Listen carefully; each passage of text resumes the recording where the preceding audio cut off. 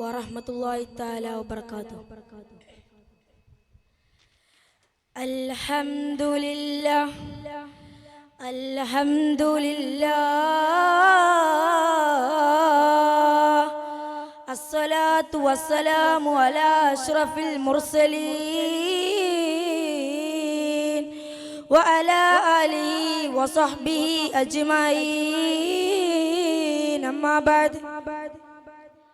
أعوذ بالله من الشيطان الرجيم. بسم الله الرحمن الرحيم. من ذا الذي يقرض الله قرضا حسنا فيضاعفه له أضعافا كثيرا. صدق الله العظيم. يا ربي بالمصطفى بلغ مقاصدنا واغفر لنا ما مضى يا واسع الكرم. ഏറ്റവും ബഹുമാനവും ആദരവുകളും നിറഞ്ഞ ഉസ്താദ്മാരെ, സ്നേഹസഹൃദരായ കൂട്ടുകാരെ, ഉമ്മപെങ്ങന്മാരെ, നാം ഇവിടെ ഒരുമിച്ച് കൂടിയതുപോലെ നാളെ ജന്നാത്തിൽ ഫിർദൗസിൽ നബി സല്ലല്ലാഹു അലൈഹി വസല്ലമ തങ്ങളുടെ കൂടെ ഒരുമിച്ച് കൂടാൻ അല്ലാഹു തൗഫീഖ് ചെയ്യട്ടെ. നാം ഇവിടെ പറയുന്നത് കേൾക്കുന്നതെല്ലാം ഒരു സ്വാലിഹായ അമലായി നമ്മൾ ഇന്ന് കബൂലാക്കുമാറാവട്ടെ. ആമീൻ ആമീൻ യാ റബ്ബൽ ആലമീൻ. പ്രിയപ്പെട്ട മുഅ്മിനീങ്ങളെ, പകലുകൾ മാറി രാത്രി വരുന്നു, രാത്രികൾ മാറി പകൽ വരുന്നു, ദിനങ്ങൾ കടന്നു പോകുന്നു, മാസങ്ങൾ കടന്നു പോകുന്നു, വർഷങ്ങൾ കടന്നു പോകുന്നു.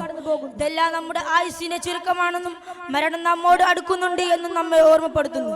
ഈ ഒരു അവസരത്തിൽ പരിശുദ്ധമായ ഇസ്ലാമിന്റെ ഏറെ പ്രാധാന്യം കൽപ്പിക്കപ്പെട്ടതായ പുണ്യകർമ്മമായ സ്വതക്ക എന്ന വിഷയത്തിൽ അല്പം ചില കാര്യങ്ങൾ നിങ്ങളുമായി സംസാരിച്ച് നമുക്ക് പ്രാർത്ഥിച്ചു പിരിയാം. അല്ലാഹു തൗഫീഖ് ചെയ്യട്ടെ. ആമീൻ. പ്രിയപ്പെട്ട മുഅ്മിനീങ്ങളെ, എന്താണ് സ്വതക്ക? എന്തിനാണ് സ്വതക്ക? കൊണ്ടുള്ള ഗുണം എന്താണ്? സ്വതക്ക ചെയ്താൽ കിട്ടുന്ന ഗുണം എന്താണ് എന്നുള്ളതെല്ലാം നമ്മൾ മനസ്സിലാക്കേണ്ടതുണ്ട്. പരിശുദ്ധമായ ഇസ്ലാമിലും പ്രവാചകർ നമുക്ക് പഠിപ്പിച്ചു തരികയും ചെയ്തിട്ടുണ്ട്. ലോകത്ത് പട്ടിണിയും ദരിദ്രവും പരിവട്ടവും ഒരു ചെറിയ ശതമാനമെങ്കിലും കുറയാൻ സാധിക്കുന്നത് നമ്മളിലുള്ള നല്ല മനുഷ്യരുടെ മനസ്സുകൾ കൊണ്ട് മാത്രമാണ്. അതുകൊണ്ട് മുഅ്മിനീങ്ങളെ, നാം എല്ലാവരും സ്വതക്ക ചെയ്യുന്നവരെ പ്രോത്സാഹിപ്പിക്കുന്നവരുമാകണം. അല്ലാഹു സുബ്ഹാനഹു തആല പറഞ്ഞിട്ടുണ്ടല്ലോ, അഊദു ബില്ലാഹി മിനശ് ശൈത്വാനിർ റജീം. ബിസ്മില്ലാഹിർ റഹ്മാനിർ റഹീം. മൻ الذي يقرض الله قرضا حسنا فيضاعفه له أضعافا كثيرا. നോക്കൂ, നാം മറ്റുള്ളവരെ സഹായിക്കാൻ വേണ്ടി കടം കൊടുക്കുമ്പോൾ, സദഖ ചെയ്യുമ്പോൾ നമ്മളിൽ നിന്ന് ഒന്നും കുറയുന്നില്ല. മാത്രമല്ല പരിശുദ്ധമായ ഖുർആൻ പറഞ്ഞിട്ടുണ്ടല്ലോ, ഫയുളായിഫഹു ലഹു അളാഫൻ കസീറ. നിങ്ങളുടെ സമ്പത്തിനെ ഇരട്ടിപ്പിച്ചു തരുമെന്ന് അല്ലാഹു സുബ്ഹാനഹു തആല ഉറപ്പ് നൽകിയിട്ടുണ്ട്. അതുകൊണ്ട് മുഅ്മിനീങ്ങളെ, നാം കൊടുക്കുന്നതൊന്നും നമുക്ക് കുറയുന്നില്ല. സദഖയുടെ ഏറ്റവും വലിയ മാർഗമാണ് സക്കാത്ത്. എന്നാൽ സക്കാത്ത് എന്ന വാക്കിന്റെ അർത്ഥം പോലും വളർച്ച, ശുദ്ധീകരണം എന്നാണ്. അതായത് നമ്മുടെ സമ്പത്തിനെ ശുദ്ധീകരിക്കുകയും വർധന നൽകുകയും ചെയ്യുമെന്നാണ് സക്കാത്തിന്റെ അർത്ഥം.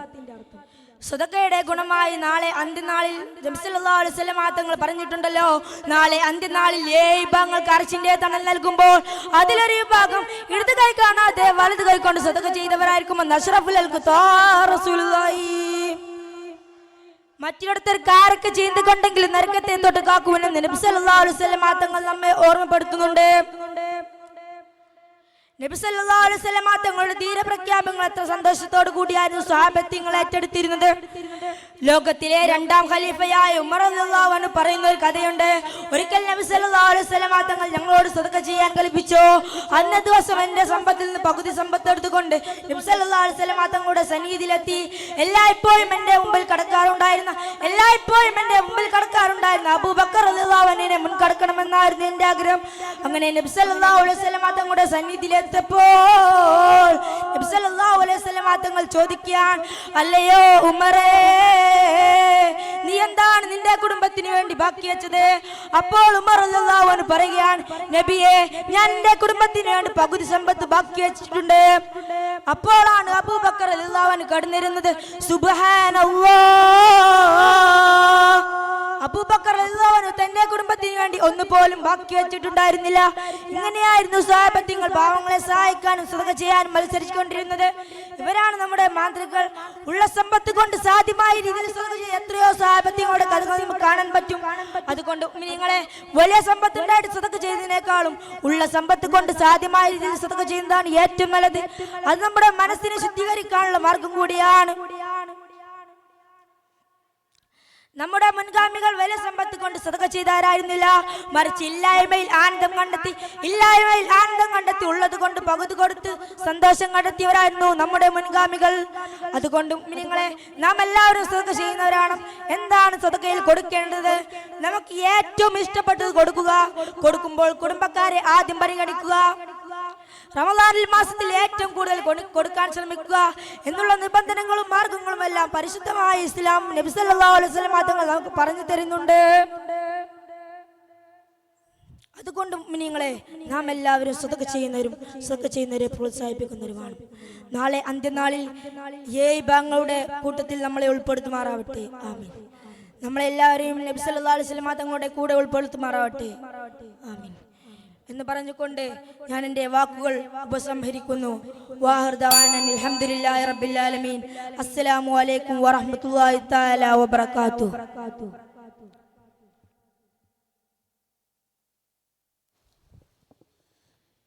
ഇതോടുകൂടെ